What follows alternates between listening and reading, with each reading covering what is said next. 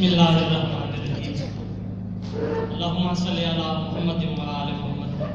تمام تعریفیں اس خدائے بزرگ و برتر کے لیے جس کی مدح تک بولنے والوں کو رسائی نہیں، اور تمام درود و سلام محمد و آل محمد پر۔ آؤ سب اس محمد کی مدحت کریں جس کے قدموں کا صدقہ یہ دار ہے، جس کا منصب ہے پاکیزگی نفس کی، جس کا ذکر حسین باعث چین ہے، اس کی دستار عصمت کا کیا تذکرہ، وہ سگاہ ملک جس کی نارائن ہے۔ جناب والا، آج میرا موضوع سفر کائنات کا عظیم ترین موضوع ہے۔ ثنائے ختم المرتبت صلی اللہ علیہ وآلہ وسلم کے لیے ہم کلام الہی کا سہارا لیتے ہیں، ورنہ ہماری یہ مثال کہ ہم اس شہنشاہ کی مدح کریں۔ کیوں نہیں ہے ہر زبان کے مقدر میں ثنائے مصطفیٰ؟ ایک خاص قسم کا ذہن، ایک خاص قسم کی فضا، خاص قسم کے لوگ، خاص قسم کا سنجوگ، خاص قسم کا ایٹماسفیئر چاہیے، تب میں نام محمد لوں۔ جناب والا، مجھے کس طرح کا ماحول چاہیے کہ میں ثنائے محمد صلی اللہ علیہ وآلہ وسلم کروں اور صبا کا سینہ بنی سفینہ، ذرا طبیعت رواں دواں ہو، ہوا میں خوشبو کے دانے ہوں، خلا میں کنوں کا سائبہ ہو، ہر ایک کومل کول اچھالے، گلی گلی کر سے گل فضا ہو، چمن کے سینے میں وصل گل کا نشان انداز کہکشاں ہو، جبین کونین پنجتن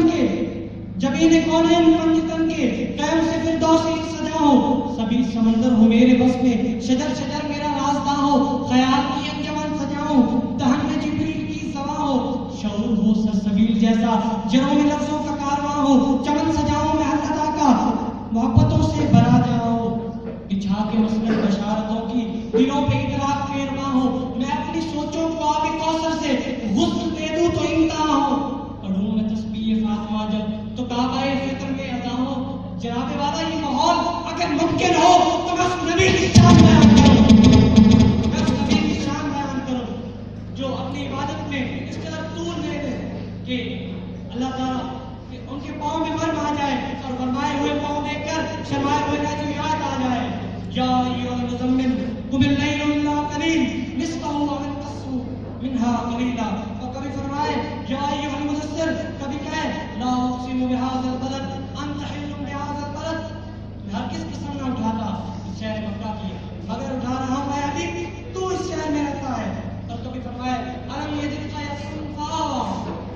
اور یہ حقیقت ہے جناب والا کہ انسان قول و عمل کی سوا کسی چیز کا نام نہیں، یا تو کوئی شخص کوئی عمل انجام دے رہا ہوتا ہے، یا تو کوئی شخص کی بات کر رہا ہوتا ہے، اور میرے آقا کے قول و عمل پر مہر خداوندی ہے۔ اور فرمایا وما ینطق عن الہویٰ ان هو الا وحی یوحیٰ۔ اور عمل کی بات آئی تو فرمایا وما رمیت اذ رمیت ولکن اللہ رمی۔ ابھی بھی کنکریاں آپ نے نہیں ماری، بلکہ یہ کنکریاں میں نے ماری ہیں۔ اور اس معاشرے کے اندر میرے نبی کا ظہور ہوا کہ کتاب ہے عربی ادب قبل اسلام میں ایک شاعر نے اس بات کی فخر کیا ہے کہ 2000 سال پہلے میری ماں نے مجھے 2000 سال پہلے پرانے مٹکے میں شراب پلائی۔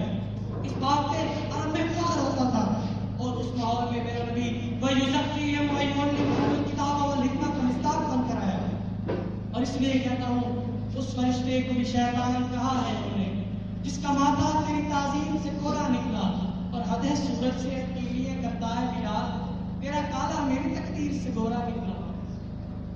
اور آپ نے حبشیوں کو بلال جیسا فخر عطا کیا، آپ نے حبشیوں کو بلال جیسا فخر عطا کیا، بے ضرور کو ابو ذر بنا دیا، اور گھر میں کام کرنے والے سلیمان فارسی کو ان اہل بیت کا تمغہ دے دیا۔ اور آپ صلی اللہ علیہ وآلہ وسلم کمال سے کمال پر اوصاف کے باوجود جو تقویٰ کے وجہ کمال پر فائز تھے، اس کے اندر خدا چھپا ہے مگر اس نے چاہا کبھی نظر آنا، اس کے اندر خدا چھپا ہے مگر اس نے چاہا کبھی نظر آنا۔ آدمیت کی ابتدا ہے نا اس کا یہ آدمی نظر آنا، اور خدا بزرگ کو پتہ نہیں قرآن مجید کے اندر اس نے مصطفیٰ صلی اللہ علیہ وآلہ وسلم کی قسمیں کھائی ہیں۔ فرمایا یاسین، کبھی میں طٰہٰ واللیل والشمس کی خطاب کیے۔